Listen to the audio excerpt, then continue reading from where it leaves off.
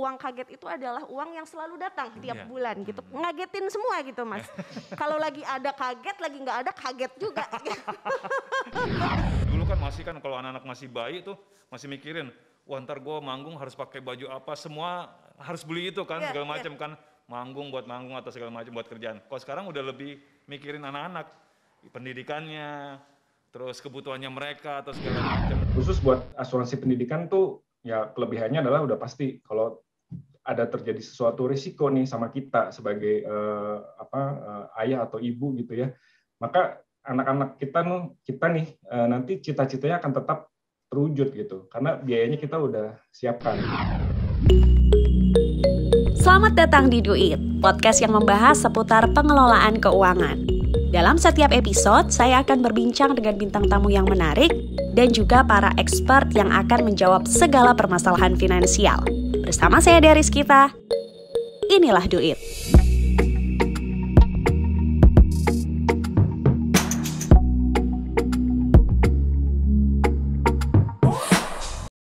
Bala duit, cinta emang jadi modal utama ketika ingin memutuskan untuk menikah. Tapi ingat, bukan hanya cinta aja, tetapi banyak banget loh yang harus dipersiapkan.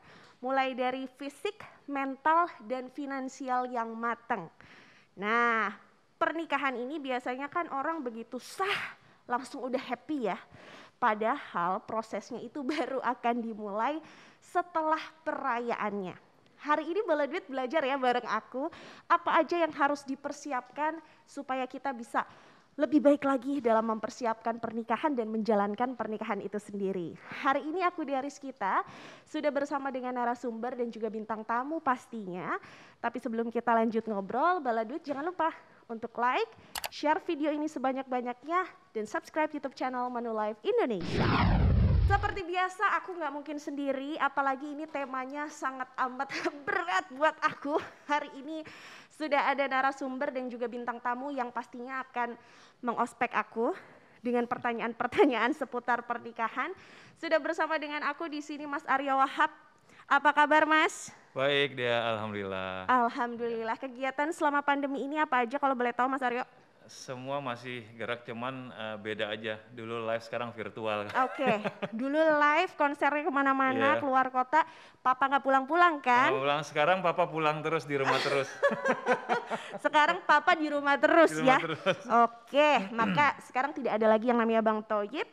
Semuanya pada di rumah aja gitu ya sampai nanti pandeminya selesai. Dan aku juga mau menyapa Mas Henry Widakdo selaku Head of Brand Product Campaign and Digital Manulife Indonesia. Mas Henry. Halo Mbak Dea, apa kabar? Halo Mas. Baik. Halo Mas Henry ya. Mas Henry ini termasuk papa-papa yang di rumah juga. Oh ya. Karena WFH juga. Ya, kalau biasanya sibuk dengan pekerjaan di Manulife, sekarang sibuknya di rumah. Ngomongin masalah pernikahan, Mas Aryo. Sudah senior pasti, aku yakin.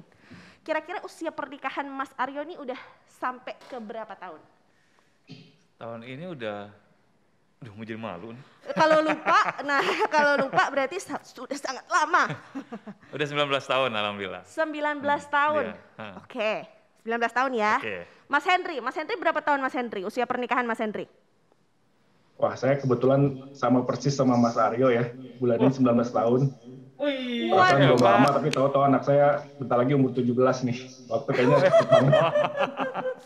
19 tahun Mas Henry, Mas Aryo 19 tahun, kenalin dulu dong. Saya newbie.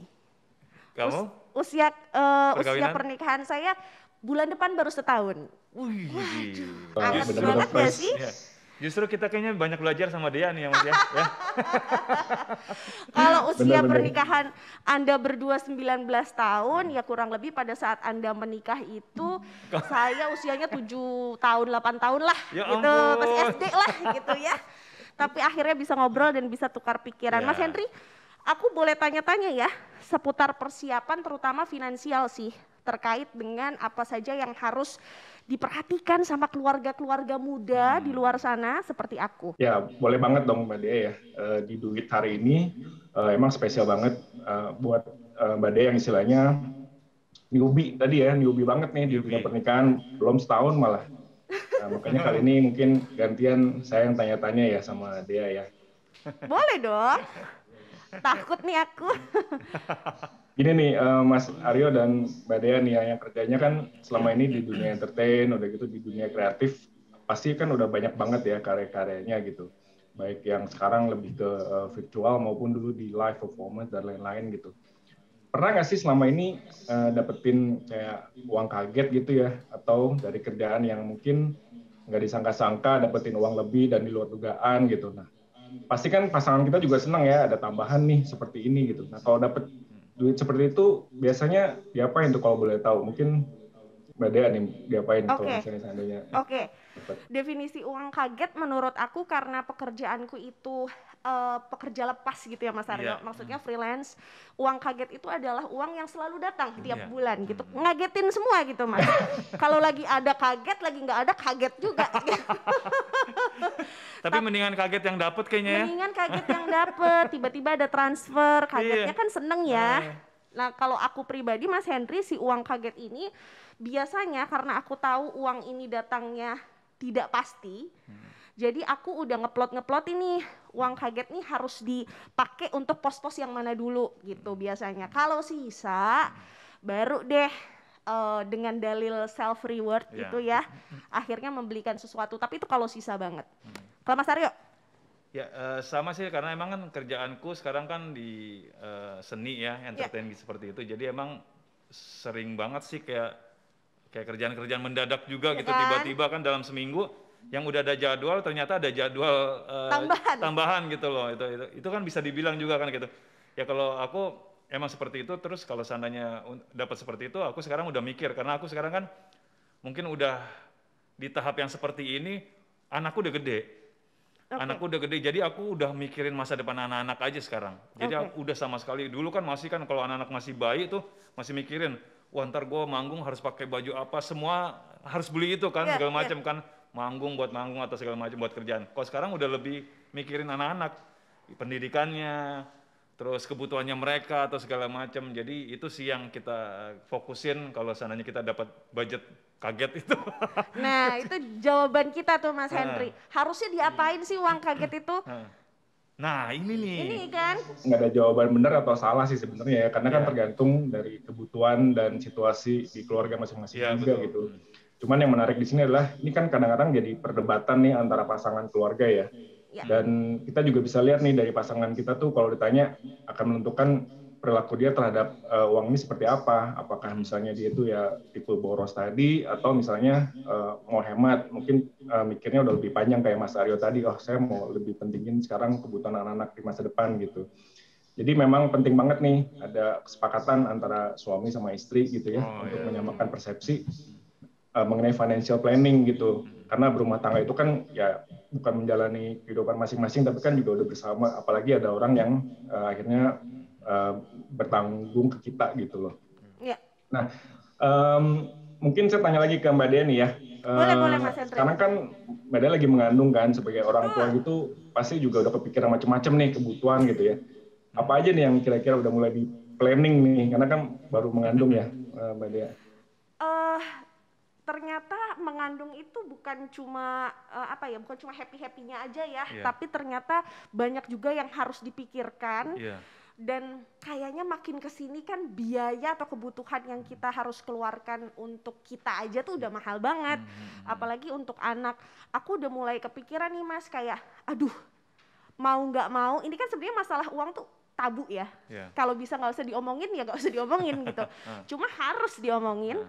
Di awal tuh udah mulai mikir Mas, mulai dari TK tuh berapa sih habisnya, SD, SMP, sampai dengan kuliah ya kasarannya biaya pendidikan lah ya. Jangan sampai aku nggak mau nih Mas, cita-cita anakku tuh bergantung sama dompetku. Nggak mau dong, pengennya dia pengennya apa aku support, pasti gitu kan ya Mas ya. Gitu sih, jadi hal yang paling aku pikirin sekarang adalah dana pendidikan, karena makin kesini makin mahal ya Mas Aryo. Mohon maaf banget ini, kayaknya dulu waktu saya aja nggak segitu gitu Mas Henry. Ya benar banget sih, dan itu yang hebat ini. Ya Mas ya, belum lahir udah kepikiran gitu. Ya. Iya.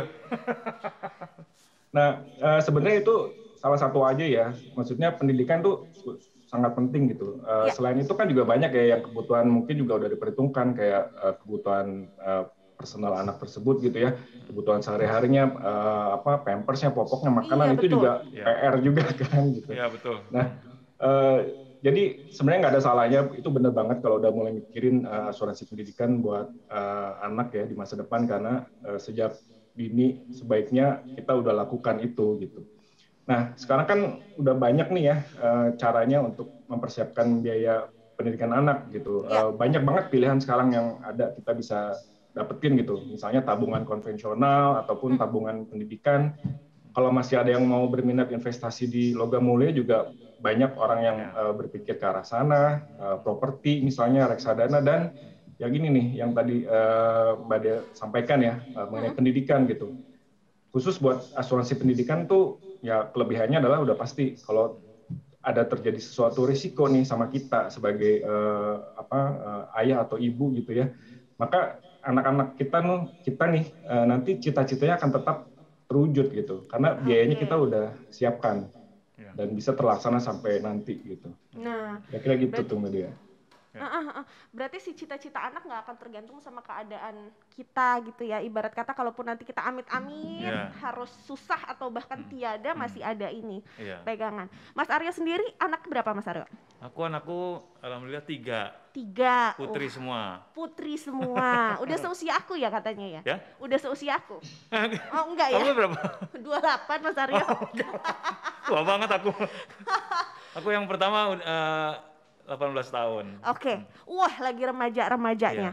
Kalau ngomongin pendidikan, tadi kan Mas Aryo juga sempat singgung di awal ya bahwa kalau dulu waktu mereka masih kecil-kecil, Mas Aryo masih bisa nih pengeluarannya diplot-plotin ke tempat lain. Sekarang fokusnya ke pendidikan. Bisa diceritain nggak sih Mas, apa aja yang Mas Aryo siapin buat si anak-anak yang udah mulai beranjak dewasa ini?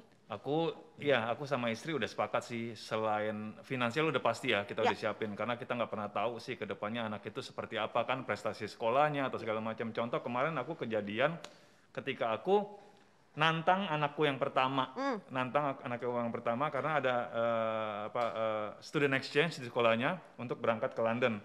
Aku tantang anakku, coba deh kamu ikutin, kamu coba. Syukur-syukur kamu bisa dapat full untuk di covernya atau bisa setengah. Ternyata dia usaha dapat setengah. Tapi dia udah usaha dan itu kan janjiku kan.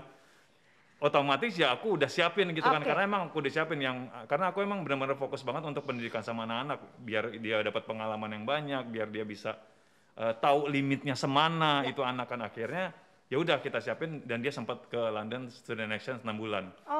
Seperti itu. Banget ya. Iya, selain itu juga aku ngebakalin mereka semacam kayak ngebangun mental mereka gitu loh, untuk mereka fokus di pendidikan, karena biar dia ntar kalau sekolah tuh benar-benar sekolah kuliah yang cepet gitu loh, maksud aku gitu. Jadi nggak makan biaya juga. Nggak buang-buang waktu. Nggak buang-buang biaya gitu. Kalau seandainya aku bilang, daripada aku buang biaya kamu sekolah yang lama-lama, mendingan aku biayain kamu untuk usaha. Iya kan? Kalau kamu bisa lulus cepet, aku bilang kayak gitu. Jadi selain finansial, aku juga mencoba untuk membangun anak-anak secara mental gitu loh. Nah contohnya kemarin dia 6 bulan udah sempat sekolah di London itu ada manfaat yang banyak bagi si Kai ini. Akhirnya dia sekarang sekolah udah bisa menjadi moderator, udah bisa menjadi host, karena pengalamannya dia mandiri, terus asam garamnya udah lumayan dibanding anak yang lain gitu loh. Dibanding teman-teman seusianya yang nggak dapat kesempatan gitu. Itu ya Mas Aryo ya. Seru banget menantang anaknya, men-challenge anaknya, tapi juga harus siap ya, ternyata tantangannya dijawab. Tanggung jawab kan. Iya, aku suka ngerangsang mereka gitu loh, supaya mereka berani gitu. Oke ayah, oke aku akan coba segala macam gitu. Ya udah. Semoga nanti yang kedua dan yang ketiga juga bisa berangkat sehingga sama kayak kakaknya. Nah sekarang yang kedua nih aku lagi nantang. Oke, semoga dijawab juga ya tantangannya. Gimana aku nantang? Kamu kalau bisa dapat full. Biar kita nggak usah keluar biaya. Seru. Gitu. Bala Duit, obrolan kita makin seru dan kita akan ngebahas jauh lebih lanjut dan lebih dalam seputar finansial keluarga muda. Tapi kita akan bahas di video selanjutnya. Bala Duit jangan lupa juga untuk like dulu video ini, share video ini sebanyak-banyaknya, subscribe YouTube channel Manulife Indonesia dan kunjungi juga website Manulife Indonesia. Minimum tuh sekitar 60-70% dari penghasilan kita saat ini nih, itu harus kita bisa miliki kalau kita mau mempertahankan lifestyle kita seperti ini di saat kita masuk usia pensiun ya. Dipersembahkan oleh